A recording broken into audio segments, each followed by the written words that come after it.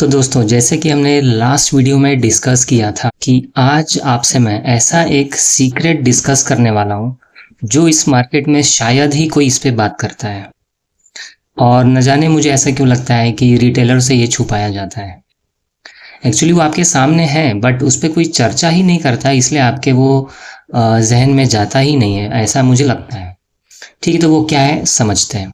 सबसे पहले मैं बता दूं, ये मैंने मेरे गुरुजी से सीखा है। वो बास्केट ट्रेडिंग पे काफ़ी ज़्यादा स्ट्रेस डालते हैं और अब उनका चेला होने के नाते डेफिनेटली मैं भी उसी पे ज़्यादा स्ट्रेस देता हूँ और मुझे इससे काफ़ी बेनिफिट हुआ है।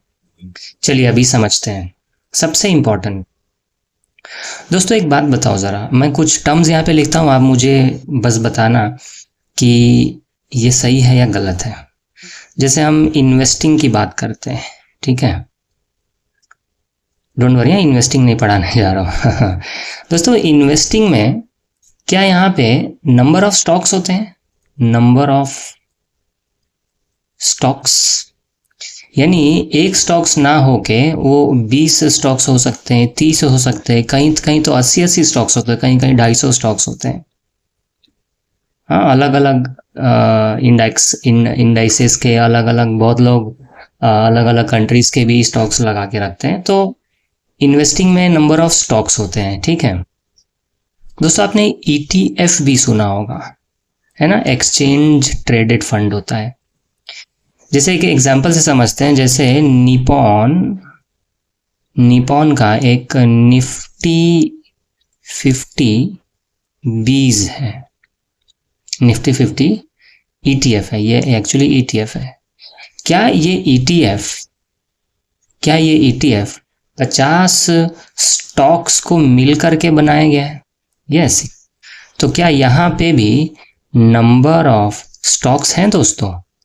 बराबर, यहाँ पे भी नंबर ऑफ स्टॉक्स हैं। अब ये तो बहुत बेहतरीन एग्जांपल देने जा रहा हूँ, म्यूचुअल फंड। और इसको आजकल बहुत कहा जा रहा है कि भैया म्यूचुअल फंड क्या है, सही है चलिए अभी इसको भी ज़रा हल्का सा डिकोड करते हैं। दोस्तों, अगर आपने कोई म्यूचुअल फंड किया होगा, अगर आप उसमें थोड़ा डिटेल में झांकेंगे तो आपको समझेगा कि आपका जो पैसा है वो किसी एक सेक्टर में नहीं लगता। हो सकता है वो ऑटो सेक्टर में लगा हो सकता है वो फाइनेंशियल सेक्टर में लगा हो सकता है वो फार्मा में लगा हो, है ना। ऐसे बहुत सारे अलग अलग सेक्टर्स में लगते हैं। अगर अलग अलग सेक्टर में लगते हैं, इसका मतलब यहाँ भी दोस्तों क्या है, नंबर ऑफ स्टॉक्स तो आ ही गए ना। कुल मिला के दोस्तों समझाना क्या है कि इन्वेस्टिंग हो गया, ETF हो गया या म्यूचुअल फंड हो गया, इसमें जो आप वेल्थ क्रिएट करते हो जब, तब दोस्तों यहाँ पे एक स्टॉक से नहीं होता है। आप यहाँ पे बंच ऑफ स्टॉक्स लेते हैं, नंबर ऑफ स्टॉक्स लेते हैं। क्लियर हो रहा है ना? अब आप कहेंगे सर ये तो हमको पता है, इसका क्या करेंगे? दोस्तों अब समझो ज़रा, मैं आपको एक और चीज़ बता दूं। अपने चैनल का जो बैनर है उसमें अपना एक स्लोगन है, एज विथ हेज। तो कुल मिला के ये जो सिनेरियो दोस्तों चल रहा है ना, ये एक इनडायरेक्टली हेजिंग है। अब हेजिंग का क्या मतलब है, थोड़ा सा समझा देता हूँ। हेजिंग मतलब क्या, अगर आप बहुत सारे नंबर ऑफ स्टॉक्स लेते हैं, मान के चलो आपने 5 स्टॉक्स लिया, उसमें से 2 निगेटिव चले गए लेकिन बाकी 3 तो पॉजिटिव है ना, तो आप ओवरऑल दोस्तों क्या होते हैं, पॉजिटिव होते हैं। तो क्या इस दोनों निगेटिव रिटर्न को इन तीनों ने पॉजिटिव रिटर्न बना दिया, यानी हमारे लॉस को मैनेज कर दिया। ये लॉस को मैनेज करना ही हेज होता है। और दोस्तों आपने बड़े बड़े हेज फंड्स भी सुने होंगे। दोस्तों ये क्या है, सब हेज फंड ही तो है। ये जो जितने भी बड़े बड़े फंड हाउसेस होते हैं वो मोस्टली हेज फंड्स होते हैं, जो अपने फंड को मैनेज करते हैं, लॉस होने से बचाते हैं। जहाँ 1 करोड़ का लॉस होना है वहाँ 1 लाख, 2 लाख, 3 लाख के लॉस पे लेके आते हैं। तो ये सारा खेल दोस्तों हेजिंग का है, ठीक है। अब समझो, ये तो आप इतना तो आपको क्लियर हो गया। अब एक एग्जांपल से समझते हैं कि ये हेजिंग यानी bunch of stocks, actually hedging के बहुत सारे तरीके, ऑप्शंस का यूज़ करके, फ्यूचर्स का यूज़ करके। एक्चुअली FNO जो है वो हेजिंग इंस्ट्रूमेंट है और उसका यूज़ करके हेजिंग होता है। लेकिन एक नंबर ऑफ स्टॉक्स लेने से जो बास्केट बनता है ना दोस्तों, इससे भी ऑटोमेटिक हेज हो जाता है। भले ये हेज के कैटेगरी में नहीं आएगा, लेकिन काम तो वही कर रहा है ना। Are you getting? तो ये टोटल हेज इनडायरेक्टली हो जा रहा है नंबर ऑफ स्टॉक्स की मदद से। अब जरा समझो, मान लो आप लोगों को 1 लाख इन्वेस्ट करना है और सपोज आपने अडानी में इन्वेस्ट कर दिया, पूरा पूरा 1 लाख डाल दिया, ठीक है।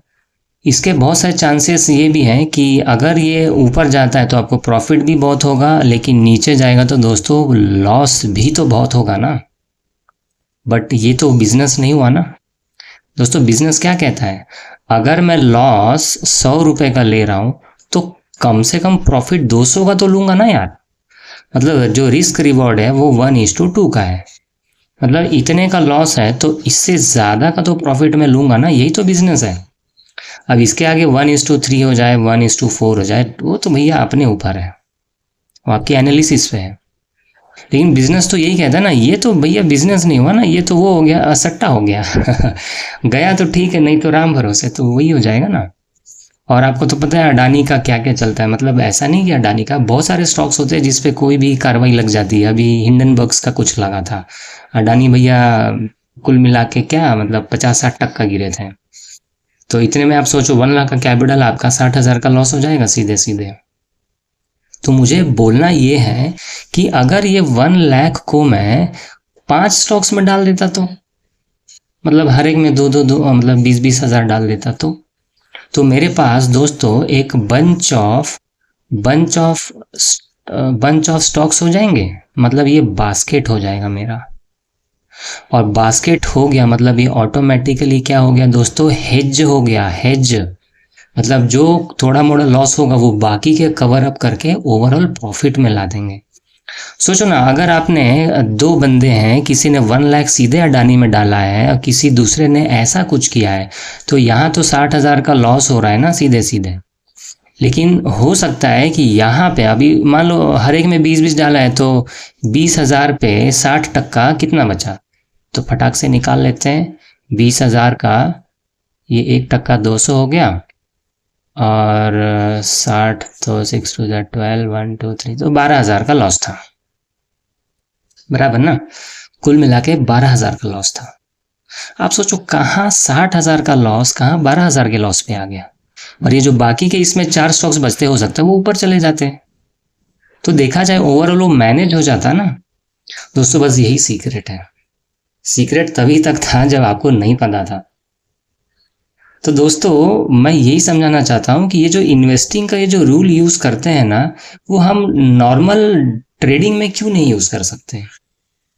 अगर मेरा एनालिसिस है कि भैया 10 दिन तक ये सब स्टॉक्स चलेंगे, तो मैं 10 दिन के लिए एक बास्केट बना लेता हूँ ना, क्या दिक्कत है। और मैं आपको गारंटी, देखो स्टॉक मार्केट में गारंटी शब्द बोलना तो मतलब कानूनन जुर्म है। मैं बस यही कहूँगा कि ये मेरा एक्सपीरियंस है कि यदि आप बास्केट बना के चलते हैं और आपके एनालिसिस में 10 दिन का व्यू है, 7 दिन का व्यू है, इवन 3 दिन का भी व्यू है, आप चलो ना भैया बास्केट में। मैं तो कह रहा हूँ आपको इंट्राडे भी करना है ना, बास्केट बना के चलो। हमारे जो गुरुजी है उन्होंने इससे अत्यंत लोगों को लाभ पहुंचाया है, मुझे लाभ पहुंचा है। अब मैं चाहता हूं कि अब आप लोग भी इसको धीरे धीरे सीखो। तो दोस्तों मुझे ये समझाना था कि बास्केट इन्वेस्टिंग में ही नहीं, हम नॉर्मल ट्रेडिंग में भी यूज कर सकते हैं। जब इतने बड़े बड़े लोग वेल्थ बनाने के लिए एक स्टॉक में पैसा नहीं डालते हैं, नंबर ऑफ स्टॉक्स में पैसा डालते हैं, तो हम पागल हैं क्या जो एक ही स्टॉक में सारा पैसा डाल देंगे। तो मैं बस यही कहूँगा कि अब आगे धीरे धीरे जैसे जैसे ये सेशंस आगे बढ़ेंगे, बिगिनर सीरीज जैसे ख़त्म हो जाएगा, उसके बाद हम कुछ जो नए सीरीज चालू करेंगे दोस्तों, उसमें मैं आपको बास्केट एग्जैक्ट कैसे बनाते हैं इस पे सिखाऊंगा मैं। तो पहले हम एक एक महीने वाले बास्केट पे आ जाएंगे, फिर कुछ 15-20 दिन वाले बास्केट पे आ जाएंगे, फिर एक हफ्ते वाला यानी 7 दिन का, फिर कुछ 3 दिन वाले, फिर सिंगल इंट्राडे वाले बास्केट पे भी हम आएंगे धीरे धीरे। दोस्तों देखो मार्केट है, समय लगता है, मैंने समय दिया, आपको भी समय देना पड़ेगा। तो दोस्तों कुल मिला के ये जो सीक्रेट है, ये प्लीज कह रहा हूँ, जितने भी आप लोगों के रिलेटिव्स हैं जिनको भी ट्रेडिंग में नुकसान हो रहा है, या जो अभी नए नए नए इसमें आना चाहते हैं, उन तक ये वीडियो आप पहुंचाइए, क्योंकि लोगों को ये बिल्कुल अंदाजा ही नहीं है कि आप इस तरीके से पैसा बना सकते हैं बास्केट बना करके। रिटेलर्स को पता नहीं कैसे, बस कहते हैं ना, ऑप्शंस में फंसा दिया गया है। मार्केट बढ़ रहा है तो भैया कॉल ले लो, मार्केट गिर रहा है तो पुट ले लो, और एक्सपायरी के दिन वो क्या नाम है फेमस, हीरो और ज़ीरो, बहुत नाम है ना ज़ीरो हीरो, तो ऐसा कुछ है। तो प्लीज़ मेरा आपसे रिक्वेस्ट है कि बचिए इन सब चीज़ों से। इन सब में जाएंगे ना दोस्तों, सारा का सारा पैसा ख़त्म हो जाएगा। और आप स्टार्टिंग में सीख रहे हैं तो भैया जो लाओगे ख़त्म हो जाएगा। तो क्यों ना कुछ ऐसे चीज़ से चालू किया जाए जहाँ पे हम सर्वाइव कर पाएँ। दोस्तों याद रखो, इस मार्केट में सर्वाइव करना बहुत ज़रूरी है, यानी आपको सर्वाइव इन द सेंस आपको आपका कैपिटल बचाना सबसे ज़रूरी है। और मैं लिख के दे रहा हूँ, आप अगर बास्केट के थ्रू चलेंगे, आपका कैपिटल झक मार के सर्वाइव हो जाएगा दोस्तों, झक मार के। आपको चिंता ही नहीं करनी पड़ेगी, वो ऑटोमेटिक बच जाएगा। ठीक है दोस्तों, तो आज के लिए इतना ही। नेक्स्ट एपिसोड वापस हम बिगिनर सीरीज को आगे बढ़ाएंगे।